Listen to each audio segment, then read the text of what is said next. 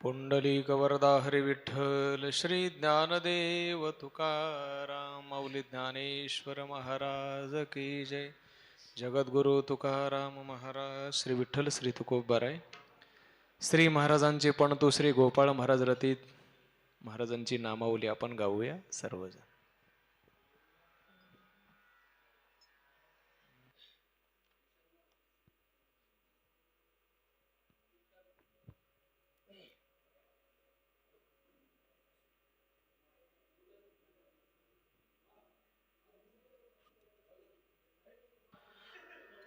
श्री तुकारामा श्री तुकारामा प्रिय श्रीरामा श्री तुकारामा असुर विरामा श्री तुकारामा स्वानंद रामा श्री तुकारामा चैतन्य भूषणा श्री तुकारामा पाषांड दूषणा श्री तुकारामा कथामृत अशना श्री तुकारामा मोह शत्रु शासना श्री तुकारामा वक्ता महावाणी श्री तुकारामा बाबाजी शिष्य शिरोमणी श्री तुकारामा अमृत संजीवनी श्री तुकारामा वैराग्य शिरोमणी श्री तुकारामा ज्ञानी अमरेंद्रा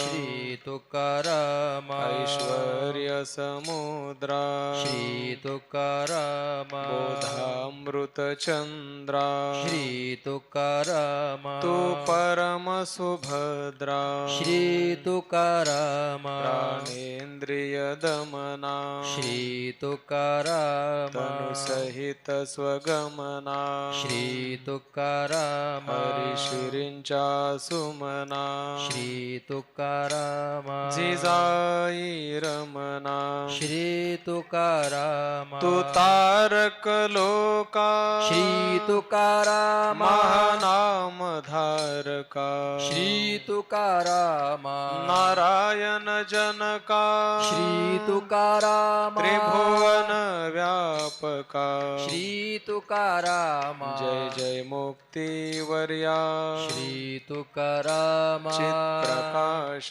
सूर्या श्री तुकारामा परमाद्भुत धैर्या श्री तुकारामा श्री विठ्ठल हृदया श्री तुकारामा जगद्गुरु भूपा श्री तुकारामा वेष्टित अमोपा श्री तुकारामा माया सिद्ध स्वरूपा श्री तुकारामा मायातमदीपा श्री तुकारामा अगोचर लक्षी श्री तुकारामा जगतव कुक्षी श्री तुकारामा सर्वांतर साक्षी श्री तुकारामा दैव गुण पक्षी श्री तुकारामा कुमती नरगंजन श्री तुकारामा प्रेमळ मनरंजन श्री तुकारामा भव भय भंजन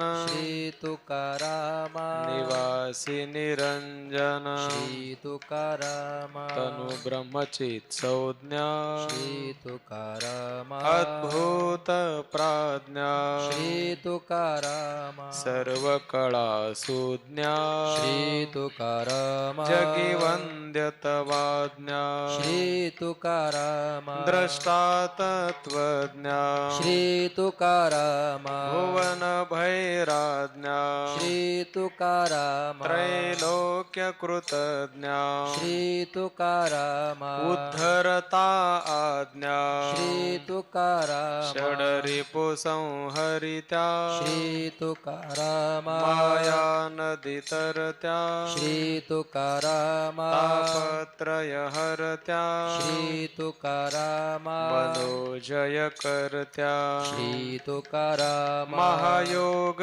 मंडना श्री तुकारामा तरुपाप खंडना श्री तुकारामा कळी काळ दंडना श्री तुकाराम गुण असुर खंडना श्री तुकाराम तू सुख सागर श्री तुकाराम महाप्रेम आगर श्री तुकाराम ब्रह्मतनु नागर श्री तुकाराम अद्भुत सौदागर श्री तुकाराम चिन्मय सुखवासे श्री तुकाराम देहु क्षेत्र निवासे श्री तुकाराम रत साम्य सुखासे श्री तुकाराम तू तारक लोकासे श्री तुकाराम हरिपदाब्ज भ्रमरा श्री तुकाराम वंद्य महा अमरा श्री तुकाराम कनकाई कुमरा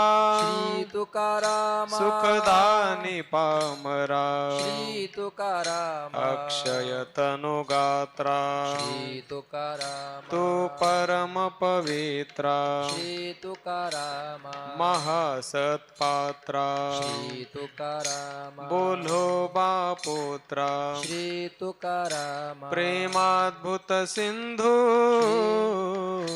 कुळसागर इंदू श्री तुकाराम कान्हा प्रिय बंधू श्री तुकाराम गुणातीत साधू श्री तुकाराम उन्मेष सुलोचन श्री तुकाराम अहम अंधमोचन श्री तुकाराम लोष्टवत कांचन श्री तुकाराम करता मूळ सिंचन श्री तुकाराम तू सुखमय पवना श्री तुकाराम लोकत्रय जीवना श्री तुकाराम आनंद तरुवदना श्री तुकाराम ब्रह्म सुख भुवना श्री तुकाराम श्रीरंगा सुरंगा श्री तुकाराम योग तुरंगा श्री तुकाराम रिपुमणी कुरंगा श्री तुकाराम महानंद तरंगा श्री तुकाराम अदृश्य निगमा श्री तुकाराम आकळ आगमा श्री तुकाराम भावुक सुयमा श्री तुकाराम मोहजाल निर्गमा श्री तुकाराम सर्वज्ञ सुवर्मा श्री तुकाराम मूर्तिमंत धर्मा श्री तुकाराम प्रज्ञाक्षिती कर्मा श्री तुकाराम विरहित कर्मा श्री तुकाराम कल्पद्रुम कामा श्री तुकाराम सुमंगल धामा श्री तुकाराम तपस्वी ललामा श्री तुकाराम महाविवेक ग्रामा श्री तुकाराम विकसित जगपद्मा श्री तुकाराम महाकौतुक सद्मा श्री तुकाराम दीनदायक पद्मा श्री तुकाराम ज्ञानबोध विद्मा श्री तुकाराम तू अकळित कळा श्री तुकाराम